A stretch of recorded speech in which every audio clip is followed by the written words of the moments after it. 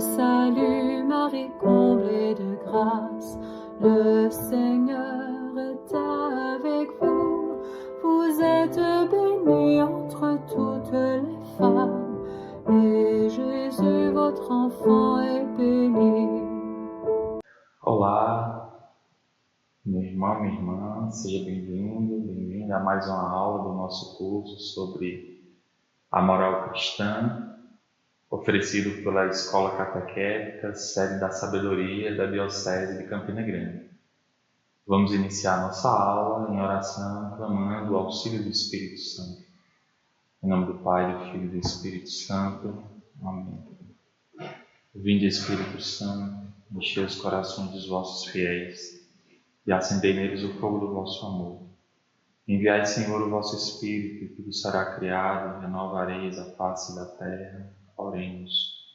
Ó Deus, que instruístes os corações dos vossos fiéis com a luz do Espírito Santo, fazei que apreciemos retamente todas as coisas, segundo o mesmo Espírito, e gozemos sempre de sua consolação, por Cristo Senhor nosso. Amém.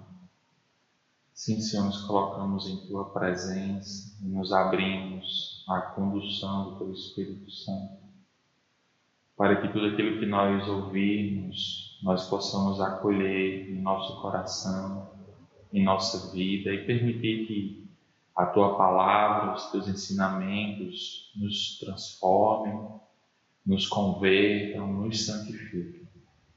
Queremos Te pedir, Senhor, estas graças e estas bênçãos por meio da poderosa intercessão da Virgem Maria.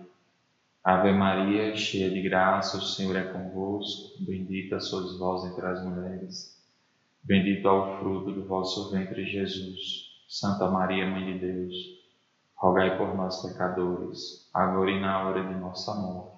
Amém. Nossa Senhora, Esposa do Espírito, rogai por nós. Nossa Senhora, Rainha da Paz, dai-nos a paz. Em nome do Pai, do Filho e do Espírito Santo. Amém.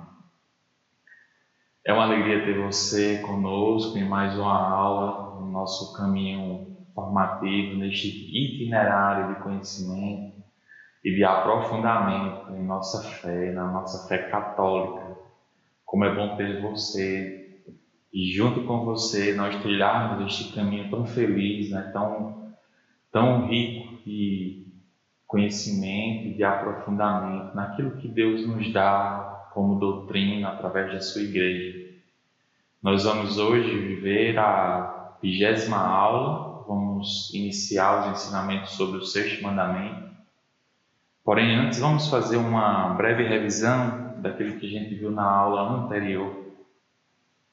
A aula anterior foi a segunda parte dos ensinamentos sobre o 5º mandamento. A gente viu a questão do respeito pela alma do próximo, ou seja, nós combatermos os escândalos, né? Nós evitarmos os escândalos o máximo possível.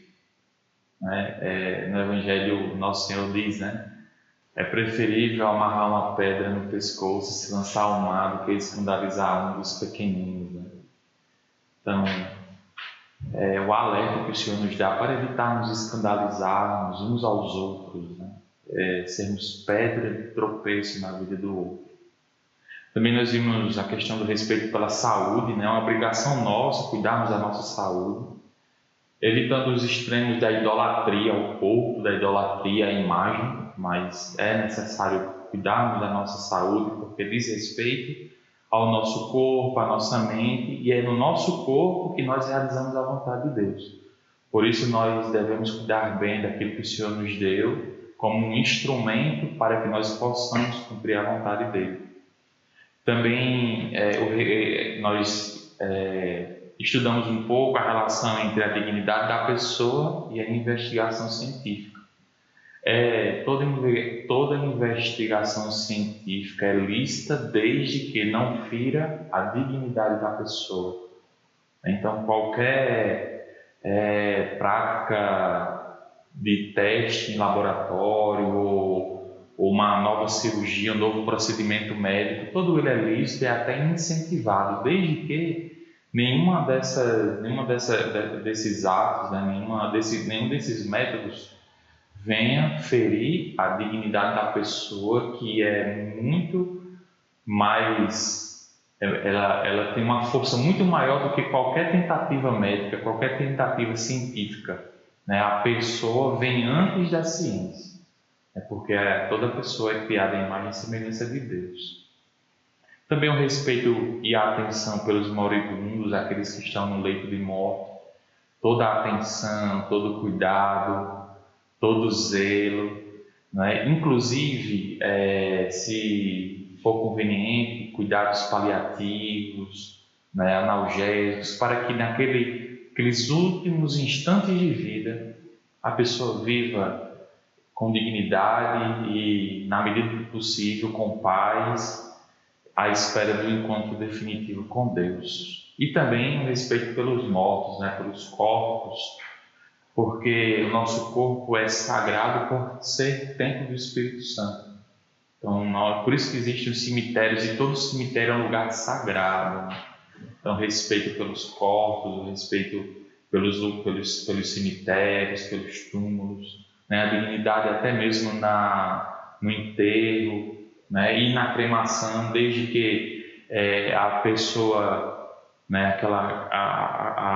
Aquela pessoa não tenha em vida pedido a cremação porque não acredita na ressurreição, né? Então, todo esse processo de cremação ele é lícito desde que a fé na ressurreição não seja contrariada. A igreja também vai ensinando a necessidade de se evitar a guerra o máximo possível, né? Buscar todos os meios de diálogos, de acordos, de comunhão para que a guerra seja evitada. Mas, se em último caso, né, a nação, por exemplo, estivesse sendo atacada por um outro país, uma outra nação, e não tiver ocorrido nenhuma oportunidade de acordo, né, de trégua, é dever do Estado proteger a nação, né? Nenhuma nação deve provocar a guerra, mas tem a obrigação de se defender, de defender o seu povo, a pátria. Então, nesse sentido, nós temos a obrigação da defesa, né? O Estado tem a obrigação da defesa da nação, que é bem semelhante, né, à legítima defesa pessoal, né? Nenhum de nós devemos atacar outras pessoas, nenhum de nós devemos provocar a violência, mas se alguém tiver provocado a violência contra nós e nós estivermos correndo risco de vida, e a única forma de proteger a nossa vida, ou a vida daqueles dos quais nós somos obrigados também a proteger a vida, se a única forma dessa proteção for assassinar o outro, né, em legítima defesa, nós devemos incorrer nesse ato, né, porque nós temos a obrigação de nos defender e defender os nossos, né? Não podemos atacar, mas temos a obrigação de defender. Do mesmo jeito, o Estado tem a obrigação de defender a pátria, a nação, o país, aquele povo do qual é responsável.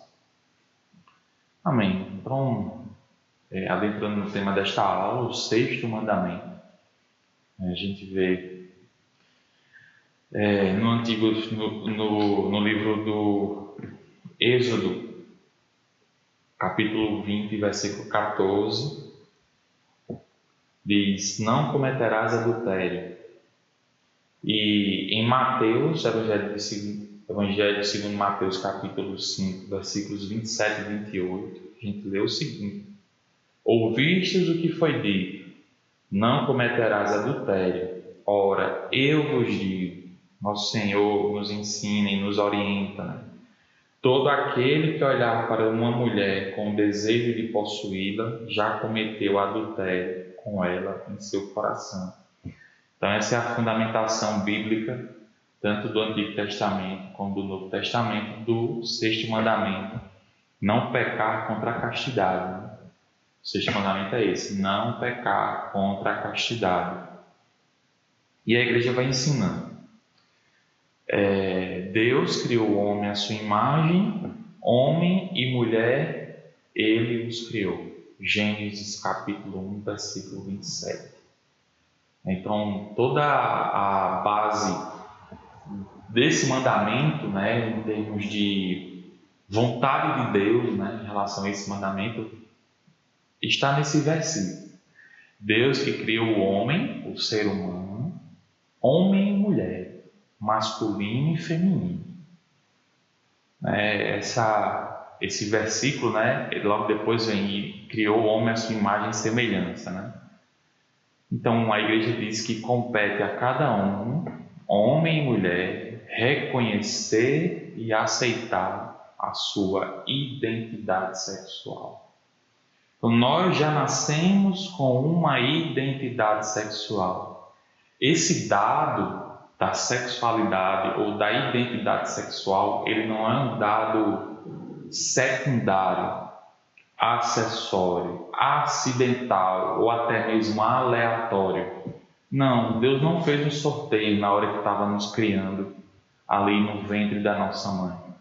Essa pessoa aqui, vou tirar aqui par ímpar, se for par vai ser homem, se for mulher vai ser, se for ímpar vai ser mulher.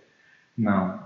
Deus nos criou em sua vontade, em seu desígnio, homem ou mulher. Esse é um dado que é eterno. Não é um dado no qual nós podemos escolher ser homem ou mulher. Não, é um dado que vem do coração de Deus. Então, você ser homem ou você ser mulher, isso vem do coração de Deus. É vontade de Deus para você. E é um dado fundamental, é um dado central da sua pessoa, da minha pessoa. É um dado fundamental da pessoa, a identidade sexual. Nós não escolhemos, vem de Deus, é um dom. O ser mulher ou ser homem é um dom que Deus dá a cada pessoa. É sendo mulher ou sendo homem que nós seremos santos. Deus nos quer santos com essa identidade sexual.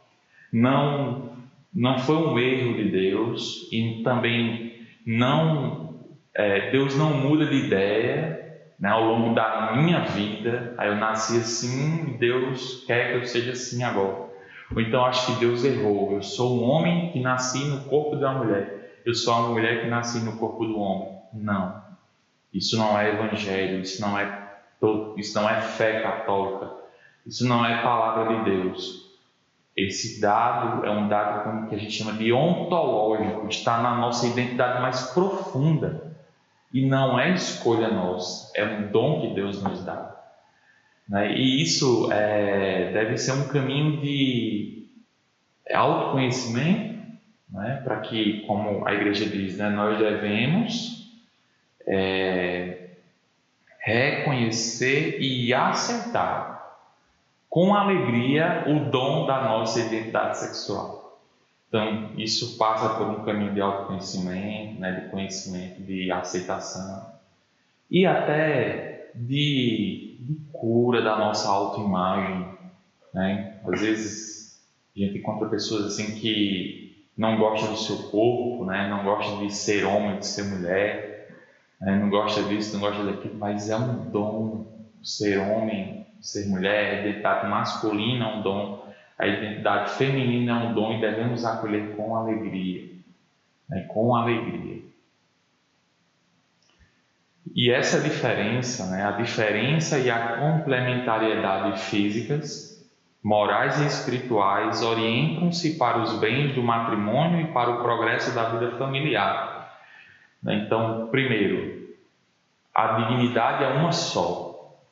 A dignidade do ser homem, a dignidade do ser mulher, é a igualdade entre os sexos, né? A igualdade está aí, na dignidade. É a mesma dignidade de ser homem ou ser mulher, mas existem diferenças, né? E do mesmo jeito que existem coisas iguais entre os sexos, existem diferenças entre os sexos que geram uma complementariedade. E aí onde está a beleza do ser humano criado homem e mulher está na complementariedade. Homem e mulher se complementam em todos os sentidos, né? Fisicamente, mentalmente, espiritualmente, na forma de pensar, na forma de agir, né? Na forma de reagir, na forma de falar, na forma de se vestir, né? O corpo mostra tanto a diferença entre o homem e a mulher, mas também mostra, né, e indica a complementariedade. Né? Tem coisas que o homem tem tanta dificuldade de fazer e a mulher faz com uma facilidade muito maior, né? Coisas mais delicadas, né? Coisas mais que exigem uma motricidade fina, né? A mulher faz com muito mais esmero, com muito mais tranquilidade. O homem não, o homem é mais aquela coisa mais bruta, né? Mais grosseira, né? Então um vai complementando o outro, do mesmo jeito o contrário, né? A gente sabe, isso é um dado físico e biológico, que o homem tem mais força, por exemplo, né? E a mulher tem menos força, porque na constituição do corpo masculino ele tem mais músculos, a mulher tem menos músculos, né? Então, diante de uma situação que exige força, o homem está mais apto àquela atividade, né? E com essas diferenças a gente chega à complementariedade, sem disputas, sem rivalidades entre um e outro, como a mentalidade moderna quer nos forçar a acreditar, né, que homem e mulher são adversários, né, que a mulher não precisa do homem, que o homem deve subjugar a mulher ao seu bel prazer, né, tratando como uma coisa, e a mulher que olha para o homem e diz: esse é meu inimigo, todo homem tem que ser ou cancelado ou desprezado, porque a gente não precisa dos homens. Essa não é a mentalidade evangélica. Por isso a gente deve combater de forma muito clara todo o machismo e todo o feminismo, porque estão indo de encontro, são contrários à mentalidade do evangelho, são contrários a essa beleza da complementariedade entre homem e mulher, são contrários, por isso que eles devem ser combatidos sim. Machismo, feminismo, né? O homem que tantas vezes é levado a ser menos másculo porque o ser másculo pode ferir as mulheres. Também não é mentalidade evangélica. A mulher que não pode ser tão feminina porque ela será menos digna. Isso também não é mentalidade evangélica. Então todas essas distorções precisam ser renunciadas por cada um de nós, porque a mentalidade do evangelho é essa. Deus criou o homem à sua imagem, homem e mulher os criou, complementares, um complementa o outro, um está em cooperação com o outro, e juntos os dois constroem a sociedade, constroem o reino de Deus, com a graça de Deus. Então, nesse sentido, a igreja diz: a harmonia do casal e da sociedade, a gente olha para a família e olha para a sociedade como um todo, depende em parte da maneira como são vividos entre os sexos a complementariedade, a necessidade mútua e o apoio recíproco. Então, uma sociedade onde homens e mulheres vivem essa complementariedade, necessitam um do outro de forma mútua e apoiam um ao outro de forma recíproca, essa sociedade tende a crescer, tende a evoluir, tende a ser uma sociedade em paz, tende a ser uma sociedade guiada pelos valores do Evangelho. Então, renunciemos a toda divisão, a toda disputa entre os sexos, né? Renunciemos. A sexualidade ou a identidade sexual diz respeito a todos os aspectos da pessoa. Isso é muito importante, porque no mundo erotizado, sensualizado, a gente quer reduzir a sexualidade ao campo da genitalidade, do prazer, né, da cultura do descarte, do prazer individual ou utilizar o outro como objeto de prazer, e a igreja ensina que a sexualidade engloba todos os aspectos da pessoa: corpo, né, psique e até mesmo a dimensão espiritual. Nós também nos relacionamos, porque nós não somos anjos, né? Nós nos relacionamos com Deus com a nossa masculinidade ou com a nossa feminilidade. Sim. Se a gente olha a vida dos santos, né, os santos homens têm um padrão de relação com Deus diferente das santas mulheres, porque eles e elas se relacionam com a sua sexualidade. Então a sexualidade engloba todos os aspectos da pessoa. Corpo, isso é muito claro para nós a diferença do corpo do homem e da mulher, né? Muito claro para nós, né? A mente também, né, diferente do que a modernidade diz que homem e mulher é uma coisa só ou uma coisa indefinida. Não existe um padrão, existe sim. A visão de mundo do homem é diferente da visão de mundo da mulher. A forma como um ou outro reage, a forma como um ou outro lida com determinadas situações é diferente. Quer ver um exemplo? Se a gente está numa festa, os homens vão ao banheiro sozinhos, as mulheres vão em dupla, em trio. Não é verdade? Né? É uma forma diferente de lidar com as situações. Mulheres são mais emotivas, homens são menos emotivos, né? E assim por diante. São muitas as diferenças, né? São muitas as diferenças. Mulher consegue lidar com várias coisas ao mesmo tempo, homens nem tanto.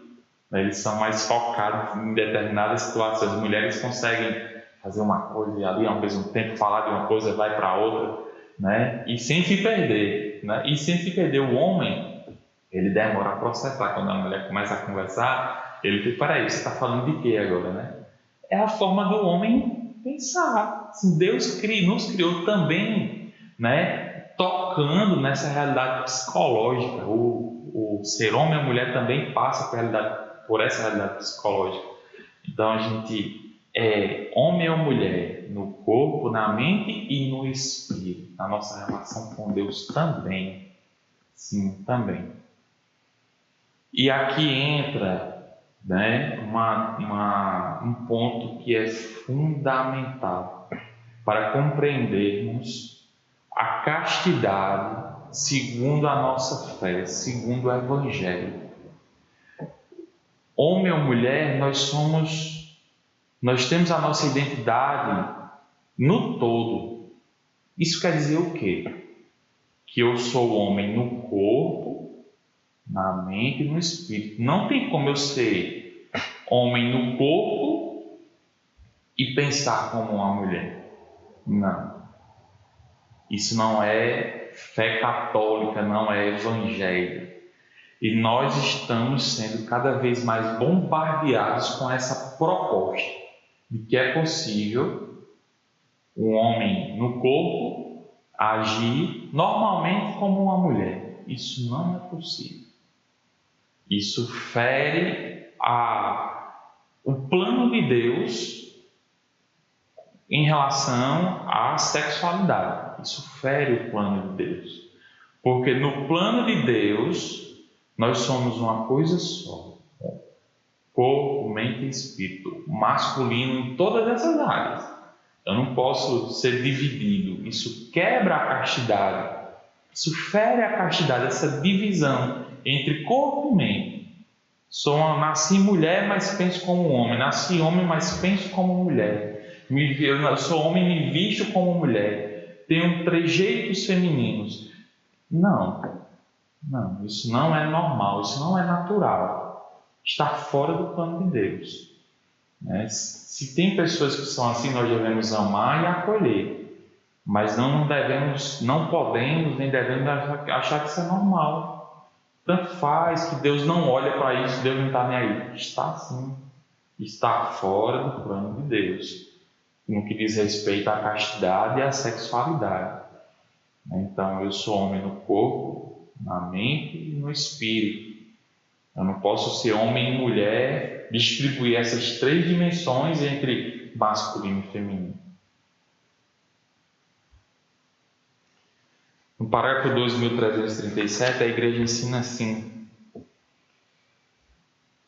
a castidade significa a integração correta da sexualidade na pessoa e, com isso, a unidade interior do homem em seu ser corporal e espiritual. A sexualidade, na qual se exprime a pertença do homem ao mundo material e biológico, torna-se pessoal e verdadeiramente humana quando é integrada na relação da pessoa, de pessoa a pessoa, na doação mútua, total e temporalmente ilimitada, total e temporalmente ilimitada do homem e da mulher. A virtude da castidade comporta, portanto, a integridade da pessoa e a integralidade da doação. Então, pessoa casta é aquela que vive essas dimensões, corpo, mente e espírito, de forma integrada e de acordo com o seu chamado. Qual é o nosso chamado? A partir do amor de Deus, amarmos a Deus e ao outro. Não é? Como muitos de nós ainda temos um conceito errado de castidade, né? Acha que castidade é a ausência de sexo, somente isso. Não é ausência, né? Não é só isso. Lógico que há situações que ser casto é a continência sexual, sim, com certeza, né? Como pessoas solteiras, né? Qualquer pessoa solteira ou celibatária, enfim, é chamada continência.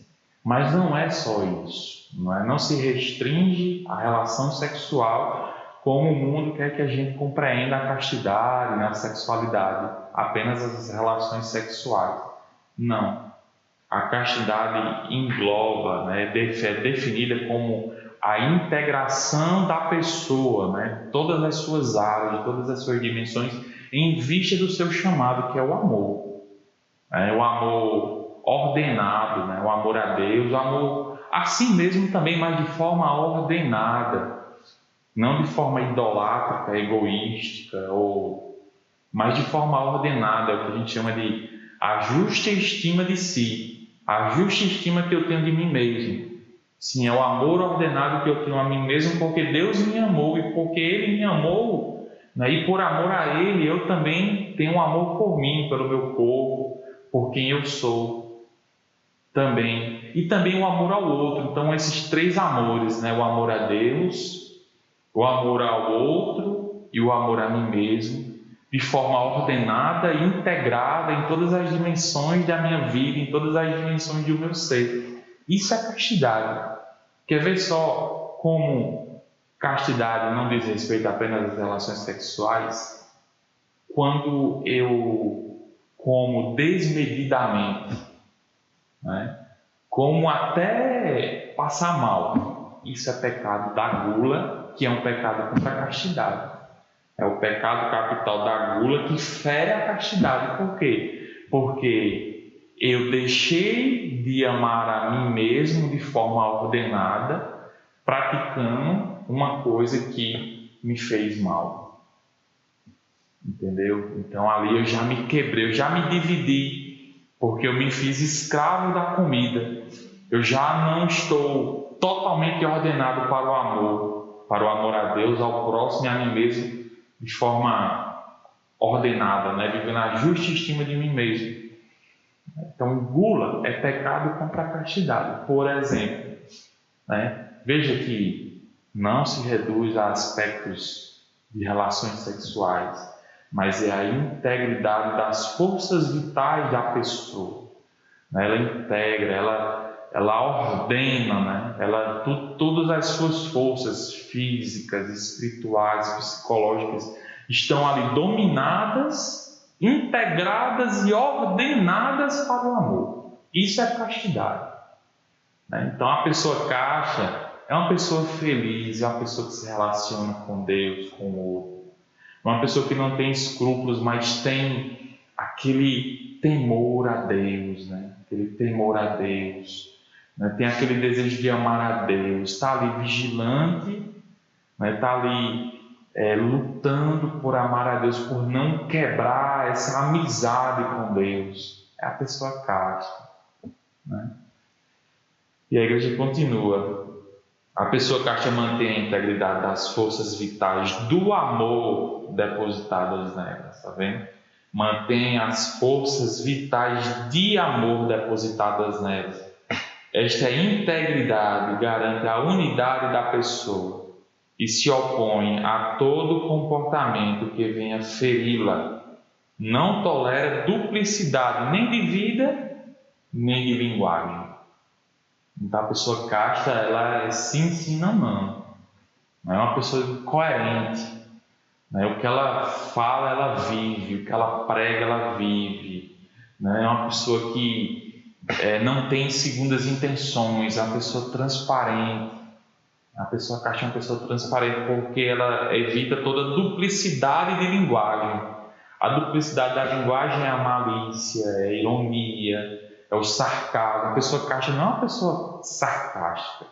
Ironia, sarcasmo, malícia, isso deve ser evitado pelo cristão, porque são linguagens duplas, são linguagens que tantas vezes, são formas de linguagens que tantas vezes quebram a comunhão com o outro.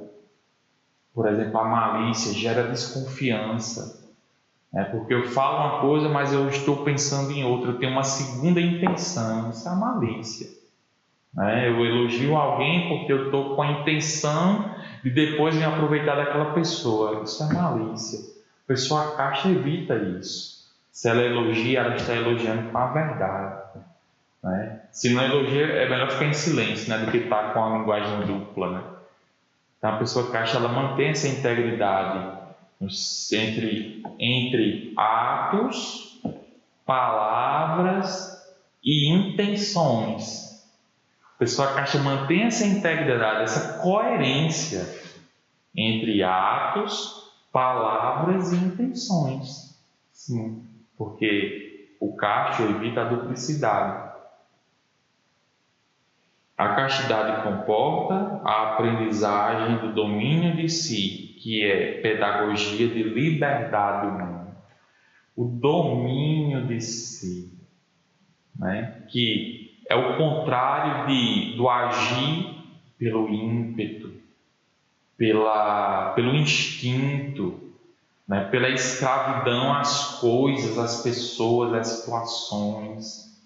A pessoa casta, ela mantém um domínio de si, ela sabe o limite, ela sabe o que pode e o que não pode. Mesmo que venha aquela Coca-Cola gelada, a mais do que eu possa, a pessoa evita, porque a pessoa já está satisfeita. E se a pessoa toma aquela Coca-Cola, já cai na gula. Então, caixa mantém um domínio de si. Estou dando um exemplo muito simples, relacionado à alimentação, mas pode ser outras coisas também. Por exemplo, namorados que são castos, evitam situações em que podem cair em pecados contra a castidade, evitam situações, focam naquilo que importa, que é crescer na amizade, crescer no conhecimento de si, em vista do amor entre eles naquele momento, de um amor mais profundo que pode acontecer no casamento. Então eles mantêm o domínio de si, porque se conhecem, porque querem amar a Deus sobre todas as coisas, porque têm temor, porque querem evitar o pecado, porque querem manter a integridade da pessoa, não quer ferir o outro, entre eles dois, eles não querem se ferir, mas querem se manter íntegros, reconhece a dignidade do outro, o valor do outro, respeita o outro. Então, um casal de namorados, por exemplo, eles têm esse domínio e evitam toda situação que pode levá-los a cair no pecado contra a castidade.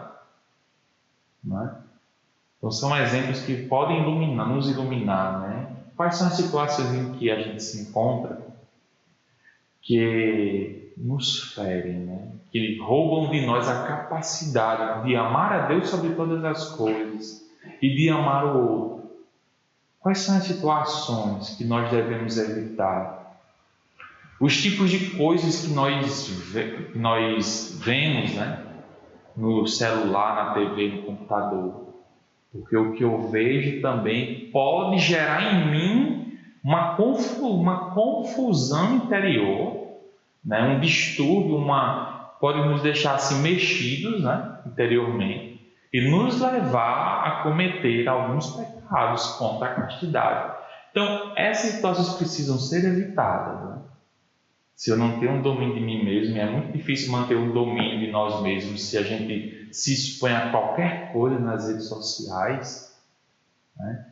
É muito difícil manter se a graça não intervir, se nós não estivermos numa amizade profunda com Deus, nós vamos cair o tempo todo, né? E aquela pessoa que está unida a Deus e que tem o temor de Deus, ela não vai se expor, né? Ela tem a consciência de que pode cair e por isso evita essas situações.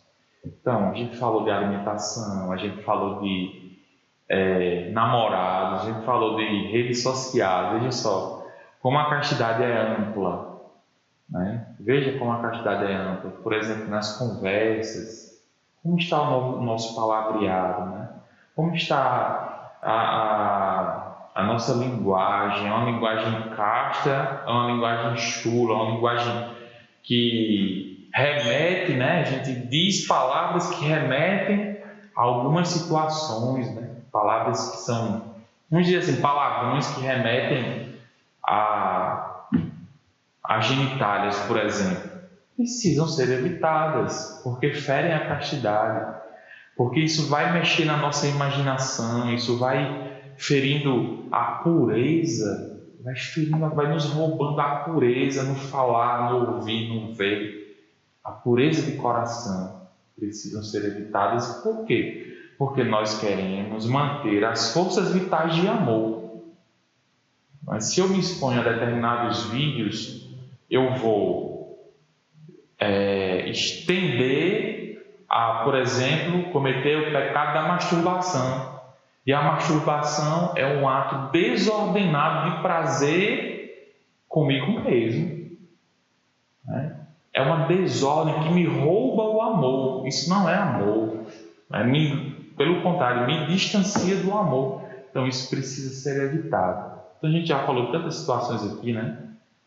Questões de prazer, questões de alimento, questões de relações, palavras. A castidade é muito ampla. E a gente precisa compreender que a virtude da castidade nos ajuda a manter essa integridade interior e que nos ajuda a direcionar para Deus todo o nosso ser. Para Deus, aliás, para o amor, né? Para o amor a Deus, ao próximo e para o amor ordenado a mim mesmo.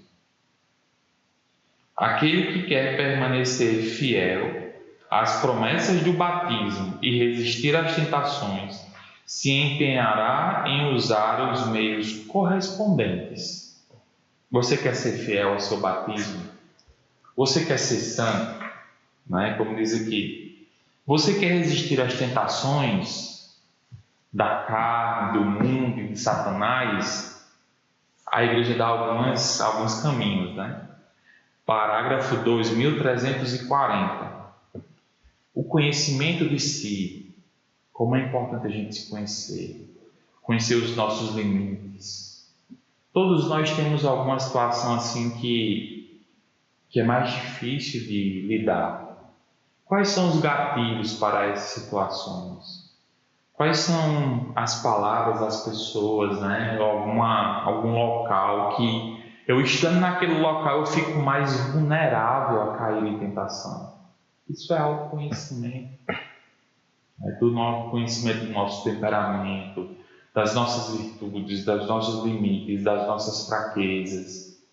É preciso se conhecer. Santa Teresa d'Ávila, doutora da Igreja, mestra da oração, ela, na sua doutrina, vamos dizer assim, ela compara a alma como um castelo que tem moradas. No centro desse castelo habita o rei, que é Deus, e é um caminho de oração. E ela diz que quando nós entramos num castelo, ou seja, quando nós começamos a ter vida de oração, A primeira graça que Deus nos dá é a graça do autoconhecimento. Porque é no conhecer que a pessoa tem o seu ponto de partida e consegue determinar o seu ponto de chegada. A partir deste local do autoconhecimento, ela se conhece e consegue se relacionar melhor consigo mesmo e com Deus. Consegue identificar o local onde ela se encontra, em vista do local onde ela deve chegar, que é o matrimônio espiritual com o Rei, como Santa Teresa diz, né? Que são as 7 moradas. Então, a graça do autoconhecimento. A Igreja também indica, né, a prática de uma ascese adaptada às situações em que se encontra. Não existe santidade sem ascese. Não existe santidade sem ascese. Não precisa ser a ascese de alguns antigos, né, o silício ali na perna, mas muitas vezes a ascese do silêncio, a ascese do olhar, evitar ver coisas que vão ferir a castidade, a ascese do ouvir as músicas tão sensualizadas, né, evitar a ascese do falar, né, entrar no silêncio e a vigilância nas palavras que saem da nossa boca, a ascese das intenções, de procurar saber qual é a minha intenção quando eu faço isso, qual é a minha intenção quando eu ajudo alguém, qual é a minha intenção quando eu elogio fulano, qual é a minha intenção quando eu sirvo na paróquia, na comunidade, qual é a minha intenção? Colocar diante de Deus, deixar Deus iluminar, curar, libertar, orientar, transformar, santificar, converter. Ascese, exercícios espirituais, jejum, né, abstinência, a ascese da oração, né, a oração também, toda oração é uma forma de ascese, né, porque às vezes a gente vai rezar com aquele gosto, com aquele prazer, mas às vezes a gente vai, a carne range para não ir rezar, mas a gente vai, isso é ascese. Ascese significa exercícios espirituais. Olhemos para os atletas. Como eles fazem exercícios em vista da conquista, né? Olhemos para os corredores, né? Quanto exercício ali diário, constante, às vezes 5, 6 horas por dia, diariamente, em vista de uma conquista, em vista de uma medalha de ouro, por exemplo. Exercícios. E nós? Qual é a conquista que nós queremos alcançar? É o céu, né? E nós precisamos fazer exercícios em vista do céu. São exercícios espirituais, é a ascese. A Igreja tem uma vastidão de possibilidades de ascese, né? Nos seus documentos, né? Na palavra de Deus, né? Jesus diz, né? O reino dos céus é o caminho da porta estreita, né? Ou seja, é um caminho da renúncia, né? Renunciar aquilo que é pecado na minha vida. Para quê? Em vista de quê? Só retomando. Em vista de nos mantermos fiéis às promessas do nosso batismo e resistirmos às tentações. Não existe santidade sem ascese. A Igreja também indica o caminho da obediência aos mandamentos. Sim. Com a motivação do amor, conhecendo os mandamentos, obedecer, porque há a vontade de Deus para todos. Está ali o caminho de felicidade para todos os seus filhos. Os mandamentos não são uma lei que um senhor dá para o seu escravo e ele tem que viver. Não. Os mandamentos são um caminho de felicidade que o Pai dá para os seus filhos. Viver os mandamentos é trilhar um caminho de felicidade plena. Um caminho de realização, de sermos nós mesmos, segundo o plano de Deus. A obediência aos mandamentos. A prática das virtudes morais e a fidelidade à oração. A prática das virtudes. As virtudes são remédio para os nossos vícios, são o contrário dos nossos vícios. Você conhece os seus vícios? Você conhece as situações, conhece as realidades interiores que precisam de conversão? O remédio para essas realidades que precisam de conversão são as virtudes teologais, as virtudes cardeais, as virtudes de estado, as virtudes cotidianas. Enfim, existe uma vastidão de virtudes, né? Tem umas mais fundamentais, né? Por exemplo, as virtudes teologais, as cardeais, mas também a virtude da humildade, a virtude da ordem, da disciplina, a virtude do silêncio, a virtude da religião. São virtudes que a gente deve crescer todos os dias. A virtude da magnanimidade, que também é um fruto do Espírito. Existe um caminho amplo onde a gente deve se debruçar, né? E também saber que as virtudes são indicadores de santidade, né?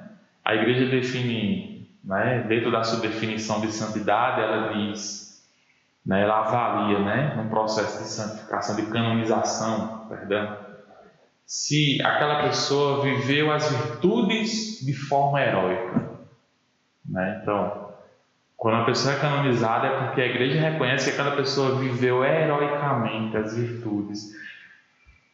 Como está a vivência das virtudes? Né? Como você está vivendo as virtudes? É um indicador de santidade. Crescer nas virtudes, principalmente se elas forem vividas de forma sobrenatural, isso indica que nós estamos crescendo em santidade, porque virtudes, né? Vivência das virtudes é também um caminho de configuração ao Cristo, né? De união a Deus, né? De submissão a Deus, de cumprimento da vontade de Deus. Então, também devemos buscar as virtudes. E a fidelidade à oração, a gente viu, né? No primeiro mandamento da lei de Deus, amar a Deus sobre todas as coisas, que nós também devemos viver esse mandamento na vivência da oração. Ou seja, é obrigação do católico rezar, né? Parar para rezar significa que nós estamos deixando tudo para estar com Deus, né? Ou seja, pelo menos naquele momento nós estamos amando a Deus sobre todas as coisas, porque estamos deixando tudo para subir ao monte, como fez Moisés, como fez Elias, como fez Jesus, que subiam ao monte para entrar em comunhão com o Senhor. Então, é obrigação nossa como católicos rezarmos. No parágrafo 2346 ainda diz assim: a caridade é a forma de todas as virtudes, ou seja, todas as virtudes devem ser vividas por amor, né? Isso é o que difere a vivência natural de uma vivência sobrenatural das virtudes. Influenciada por ela, a castidade, ou seja, a castidade influenciada pela caridade, aparece como uma escola de doação da pessoa. O domínio de si mesmo está ordenado para a doação de si mesmo. A castidade leva aquele que a pratica a tornar-se para o próximo uma testemunha da fidelidade e da ternura de Deus. Então, se buscamos a castidade por amor a Deus, como fruto imediato nós vamos colher o dom de nós mesmos. Se nós somos chamados ao domínio de nós mesmos, nós só o somos porque nós nos dominamos para nos darmos. O domínio de nós mesmos, o domínio de si, não para nisso. Não é uma obra acabada nela mesma, né? Nesse processo mesmo, assim, domínio de si. Nós nos dominamos, nós nos mantemos castos em vista do amor. E o amor tem como expressão direta o dom de si, a doação de si. Aquele que vive o domínio de si só vive porque é chamado a dar-se, a fazer o dom de si. Então nós nos dominamos para nos doarmos. Olhemos para Cristo, né? O casto, né? O casto por excelência. Ele deu a sua vida, né? Na sua castidade, O fruto imediato da sua castidade foi a sua entrega total na cruz, foi a sua kenosis, o esvaziamento total de si, a sua entrega total, sem medidas, sem reservas, fazendo da sua vida um holocausto. O holocausto era a oferta que era totalmente consumida. Cristo se consumiu por inteiro na cruz. Foi até a morte de cruz, como diz São Paulo. Por quê? Porque ele dominou-se a si mesmo 100%. E a sua entrega foi 100% na cruz. Então nós nos dominamos para nos darmos. Como eu vou amar o outro se eu não tenho nada para dar a ele? Só posso dar aquilo que eu tenho, aquilo que está nas minhas mãos. Não posso dar aquilo que está nas mãos do outro, porque aquilo que está nas mãos dele é dele. Só posso dar ao outro, de mim mesmo, aquilo que é meu. Por isso eu tenho domínio de mim mesmo, em vista de eu dar a mim mesmo, a Deus e ao outro.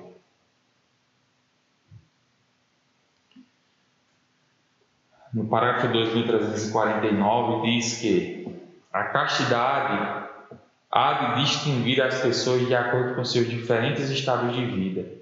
Umas na virgindade ou no celibato consagrado, maneira eminente de se dedicar mais facilmente a Deus com um coração indiviso. Outras, da maneira como a lei moral determina, conforme forem casados os celibatários. As pessoas casadas são convidadas a viver a castidade conjugal. Os outros praticam a castidade na continência. Então existe a virtude da castidade que é para todos. Assim como a gente já falou e repete, castidade não é ausência de sexo. É para quem é celibatário, chamado ao celibato, né? Aqueles que são celibatários pelo reino dos céus, que fazem votos de celibato, por exemplo, leigos que fazem votos de celibato. Também para os sacerdotes ou para os religiosos que fazem voto, todos eles fazem voto de celibato. Então, para esses, a castidade também é a continência sexual, mas para os casados não. Para os casados vivem a castidade conjugal, né, que não é a ausência de sexo, né? Pelo contrário, o sexo é vivido de forma muito mais profunda. Por isso a gente não fala nem sexo, a gente fala de relação conjugal entre os esposos. A relação conjugal. E a castidade entre os esposos ela é um pouco diferente nesse aspecto, né? No cerne é a mesma coisa para os que vivem a continência sexual. Tanto esses como os casados são chamados a manterem integradas suas forças vitais de amor. Mas na vida conjugal, essas forças vitais de amor são mantidas na medida em que eles vivem a relação conjugal em vista da comunhão entre eles e da procriação. Isso é muito belo, né? Então, um casal, né, casado na igreja, ele é casto à medida em que ele, por exemplo, se abre aos filhos. Um casal que não é aberto a filhos é um casal que está vivendo a castidade de forma desordenada. Estão pecando contra a castidade conjugal, né? Ampliando, estão pecando contra a castidade.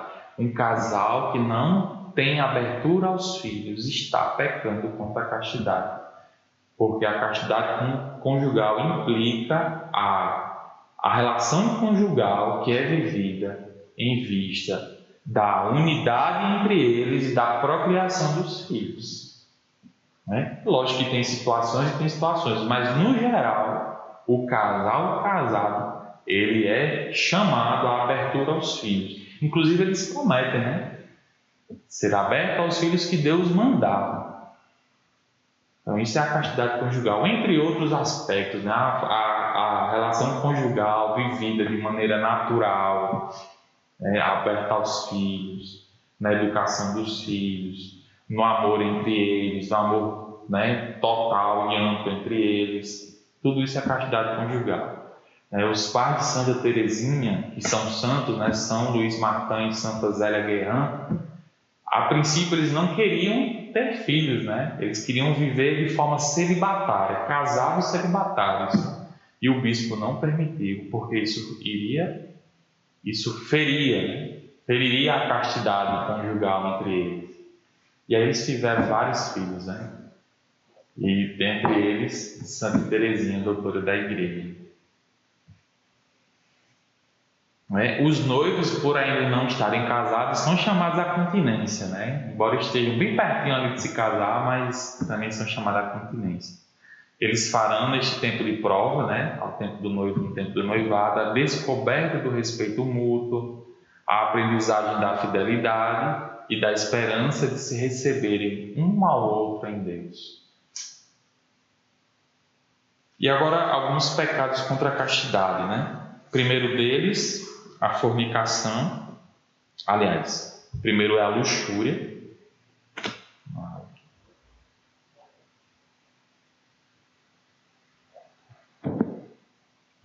A luxúria, que é um desejo desordenado ou um gozo desregrado do prazer venéreo.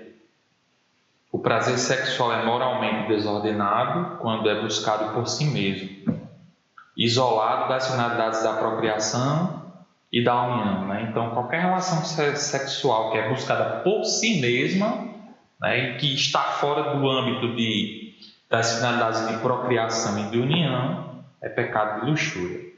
A masturbação, que é a excitação voluntária dos órgãos genitais, a fim de conseguir um prazer venéreo. Tanto o magistério da Igreja, na linha de uma tradição constante, como o senso moral dos fiéis afirmaram, sem hesitação, que a masturbação é um ato intrínseco e gravemente desordenado. Tem psicólogo que indica que é normal, né? A masturbação, não, ele está se conhecendo ali, né? Não pode proibir para não gerar traumas. Meu irmão e minha irmã, isso é inadmissível para nós, né? Então a gente deve lutar contra isso, né? Sem os escrúpulos, né? Mas lutar contra, assim, sem incentivos, evitar situações, né? Para os homens, por exemplo, né? Gastar energia fazendo exercício, jogando bola, natação, academia, musculação, corrida, né? Para não ficar tão ocioso, por exemplo, né? E evitar ver coisas que excitem, né? Que gerem essa desordem, né? Da busca do prazer. Então, nada disso, que masturbação é algo comum, que não tem problema, não. É um pecado grave, inclusive, né? É um ato intrínseco e gravemente desordenado. Devemos lutar contra. Também o pecado da fornicação, que é a união carnal fora do casamento entre um homem e uma mulher livres. Pessoas solteiras porque estão namorando, ou são noivos, ou vão para uma festa e se conhecem. Qualquer relação sexual fora do casamento é fornicação. Fere. Por quê? Porque o sexo ele é um dom de Deus que deve ser usado dentro da relação conjugal do casamento, né? Porque o sexo ele deve ser usado em vista da união do casal e da procriação, ter filhos, e isso só faz sentido dentro do casamento, né? A pornografia, que consiste em retirar os atos sexuais reais ou simulados da intimidade dos parceiros para exibi-los a terceiros de maneira deliberada. A exposição do sexo de forma deliberada. Pornografia. Pecado também contra a castidade. A prostituição, que vai contra a dignidade da pessoa que se prostitui, reduzida assim ao prazer venéreo que dela se obtém. É a pessoa que se vende em troca de sexo, né? Isso fere a dignidade da pessoa, né? A pessoa ali já não ela, embora intrinsecamente ela continue sendo digna porque é criada em imagem e semelhança de Deus, mas não vive essa dignidade de forma plena. Ela ali é um objeto de prazer que recebe um pagamento para ser usada, uma pessoa que é usada pelo outro, né? Prostituição. O estupro, né? Isso é bem claro para nós, né? Um pecado gravíssimo contra a castidade. E um breve comentário sobre a relação entre castidade e homossexualidade. A homossexualidade designa as relações entre homens e mulheres que sentem atração sexual exclusiva ou predominantemente por pessoas do mesmo sexo. A homossexualidade tem se revestido de formas muito variáveis ao longo dos séculos e das culturas. Sua gênese psíquica continua amplamente inexplicada. Isso é importante, né? Qual é a origem da homossexualidade, né, no âmbito psíquico?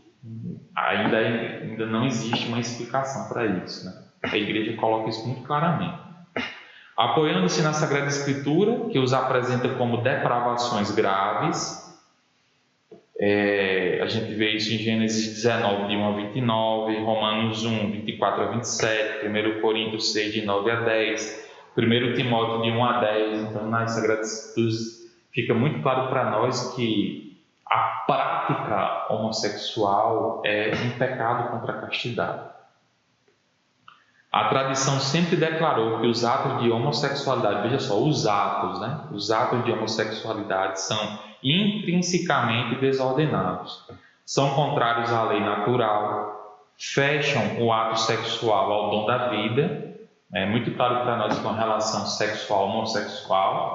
uma relação homossexual, não gera vida, né? Muito claro para nós. É contrário à lei natural também, porque a relação em si é feita se utilizando de meios que não são naturais, né? Isso no corpo, isso na psique das pessoas envolvidas, não são naturais. Não procedem de uma complementariedade afetiva e sexual verdadeira. Porque a complementar entre homem e mulher é sexual e afetiva. Pessoas do mesmo sexo não têm essa complementariedade, né? Porque são duas femininas ou dois masculinos e os dois, na sua ontologia, né, no seu ser mais profundo, pensam do mesmo jeito e no corpo são a mesma coisa. Não existe complemento, não existe a complementariedade. Em caso algum podem ser aprovados, né? Por todos esses motivos, as relações, os atos homossexuais podem ser aprovados, em maneira nenhuma, de hipótese alguma. O número não negligenciável de homens e de mulheres apresenta tendências homossexuais profundamente enraizadas. Esta inclinação objetivamente desordenada constitui, para a maioria, uma provação. Quantos de nós já ouvimos pessoas que são homossexuais dizer assim: eu não queria ter nascido assim, eu não queria ser assim, e lá no fundo eles têm essa inquietação, né? É uma prova, né? É uma prova. Devem ser acolhidos com respeito, compaixão e delicadeza. Evitar-se-á para com eles todo sinal de discriminação injusta.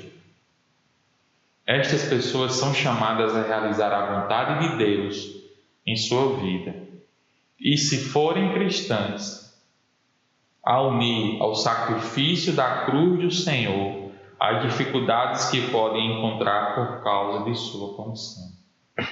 Então, as pessoas que são cristãs, que têm tendências homossexuais, elas compreendem que para elas isso é uma prova, que o ato homossexual está fora da vontade de Deus e que por isso devem unir essa situação à cruz de Cristo, encarar essa situação como um caminho de se unir ao Cristo crucificado, como outras situações mesmo, né? Por exemplo, casais que por alguma razão não podem ter filhos, né?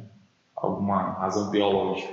Isso é uma cruz também. Eles são chamados a unirem esse sofrimento à cruz de Cristo. E outros, né? A pessoa, enfim, são muitas situações. Então, as pessoas com tendências homossexuais são chamadas a fazerem a vontade de Deus.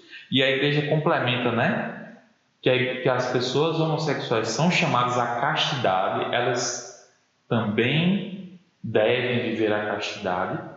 Mas como se a pessoa tem uma tendência a querer se relacionar com pessoas do mesmo sexo?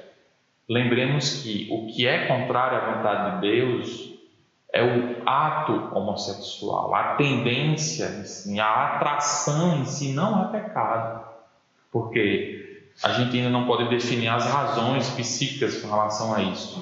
O sentimento, a tendência, a atração, isso não é pecado. O que é pecado é o ato, não é? Ou seja, o ato sexual, seja a relação mais íntima qualquer. Isso é o pecado.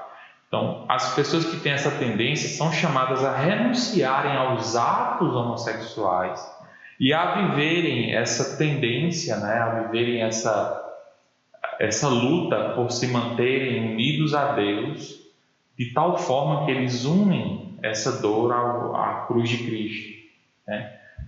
A gente fala de dor para aqueles que sentem essa dor. Muitos não sentem, muitos se deixam levar pela mentalidade do mundo, que diz assim que é normal, né? Que é a mesma coisa, relações hétero e homossexuais são a mesma coisa, não tem problema. Não, assim, a gente precisa seguir a nossa fé, acolher a nossa fé. A nossa fé indica que os atos homossexuais, eles ferem a ordem natural das coisas, né? O corpo mostra isso. O corpo mostra isso.